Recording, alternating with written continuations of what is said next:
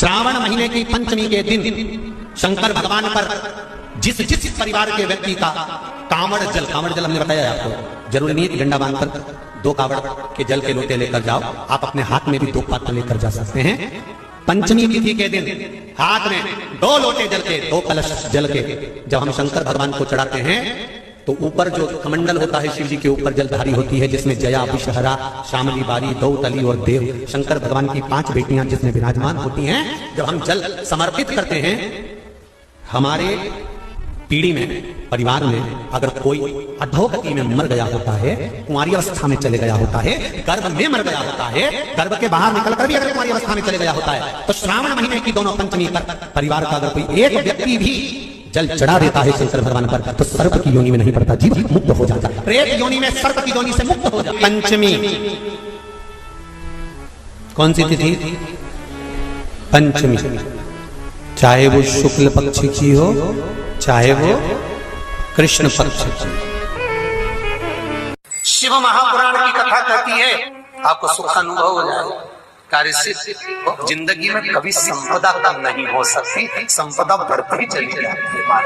संपदा घट नहीं सकती, बढ़ेगी और घटेगी, कष्ट नहीं आ सकता, रोग बीमारी तकलीफ नहीं आ सकती।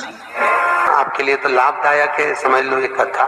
शास्त्र कहता है कि जिसके घर में संपदा की कमी हो, पैसा आ ही नहीं रहा हो, सब दूर उलझ गया हो, बहुत टेंशन चल रहा हो, पंचमी तिथि के दिन गन्ने का रस जानते हो, ईख का रस, गन्ने का रस तुलसी जी के क्यारे में हाथ में लेकर 7 बार अपना नाम और गोत्र बोलकर छोड़ दो, जिंदगी में 3 साल में तो करोड़पति बनकर बैठ जाओगे, कभी लक्ष्मी की कमी नहीं आ सकती।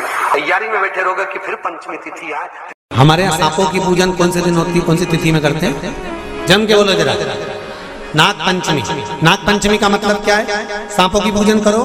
नाग पंचमी का मतलब होता है शंकर जी के मंदिर में जाकर 1 लोटा जल समर्पित कर दो। उसका कारण क्या है कि हमारे परिवार में, हमारे कुटुंब में, परिवार में कोई 7 पीढ़ी के अंतर्गत भी अगर कोई जीव तड़प रहा होता है, पड़ा हुआ होता है, उसकी मुक्ति नहीं होती है, तो पंचमी का चढ़ा हुआ जल उस जीव को प्राप्त हो जाता है और वो जीव तर जाता है, उसका फिर जन्म नहीं होता, वो तर।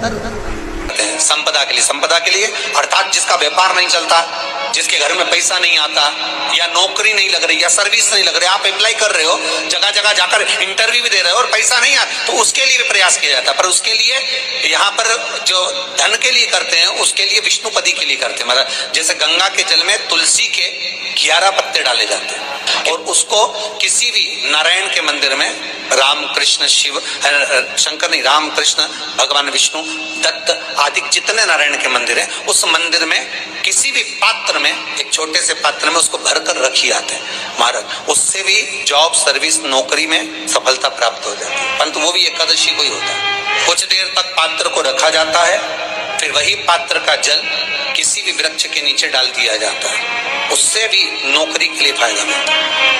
गंगा का जल को एकादशी और द्वादशी इन 3 तिथियों पर एक रोटी में थोड़ा सा मीठा रखकर सोमक पितृ का नाम लेकर यदि गाय को खिला दिया जाता है, तो अगर कोई पूर्वज प्रेत योनि में भी पड़ा हुआ होता है, भटक रहा होता है, जिसको पिंड नहीं मिला, जो अचानक मर गया होता है, अधोगति में चले गया होता है, उस जीव की मुक्ति दशमी, एकादशी और द्वादशी, ये 3 दिन सोमक पितृ का नाम लेकर रोटी में, पूड़ी में मीठा रखकर अगर गाय को खिला दिया जाता है, ये 3 दिन तक, तो वो पितृ कभी भटकते नहीं है, उनको मुक्ति प्राप्त हो जाती है, मोक्ष में। दशमी की रात्रि के 12 बजे घी का दिया हथेली में रखकर, दरवाजे के बाहर उस दिए को हथेली में रखकर चंद्र का दर्शन, रात्रि के 12 बजे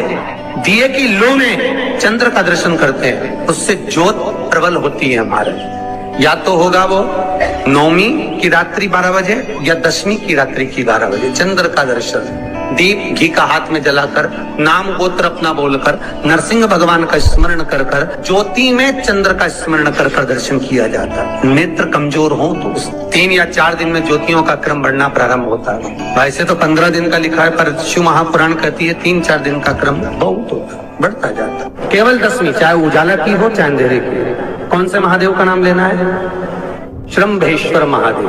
तो जब कोई व्यक्ति चिड़चिड़ करता है, क्रोध करता है, गुस्सा करता है, तो महाराज शंकर भगवान का श्रम्भेश्वर महादेव का नाम लेकर 31 बेलपत्र, जिस व्यक्ति को क्रोध आता है उस व्यक्ति का स्मरण कर कर आखा चावल मतलब सेके चावल के साथ एक बेलपत्र 31 बेलपत्र कर कर शिव जी के शिवलिंग पर समर्पित करी जाती है, मात्र दशमी की तिथि के लिए। केवल दशमी, चाहे उजाला की हो चाहे अंधेरे की। कौन से महादेव का नाम लेना है? श्रम्भेश्वर महादेव, शिव जी का एक। छोटे छोटे बच्चे रहते हैं, कुछ बच्चों को माता जबरदस्ती के भोजन कराती है, खिलाती है, ठोकती, मारती, खिलाती है।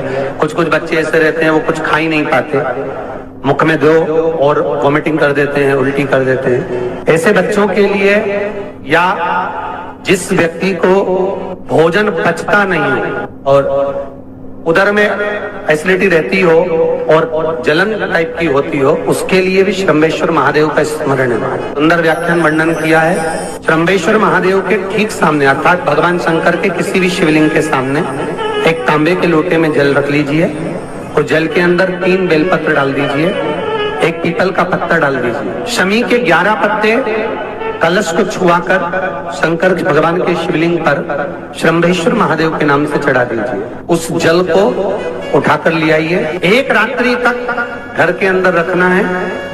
उस जल को श्रम्भेश्वर महादेव का नाम लेकर जिस व्यक्ति को एसिडिटी होती हो या उधर खराब रहता हो या भोजन नहीं पचता हो या पेट से जुड़ी हुई प्रॉब्लम हो या बच्चों को भोजन कराते हैं और वो वोमिटिंग कर देते हो, ऐसे बच्चे को या भोजन नहीं भा रहा हो ऐसे व्यक्ति को उस जल को सुबेरे दोपहर शाम 3 बार श्रम्भेश्वर महादेव का नाम लेकर आचमन कराना प्रारंभ कर दो, पिलाना चालू कर दीजिए।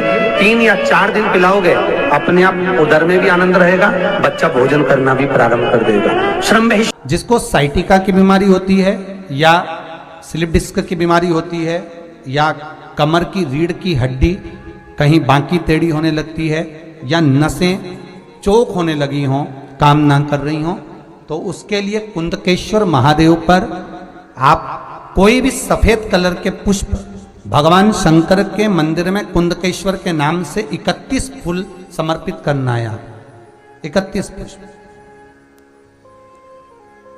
और कुंदकेश्वर के नाम से 31 पुष्प समर्पित कर कर बेलपत्री के पेड़ के नीचे की जड़ थोड़ा सा भाग निकालकर ऊपर से छीलकर अंदर का भाग शंकर कुंदकेश्वर को चढ़ाना है। उस जड़ को लाकर उसको पीसना है और पीसकर सुबह के समय पर 3 बार उसका कुंदकेश्वर का नाम लेकर सेवन करना है।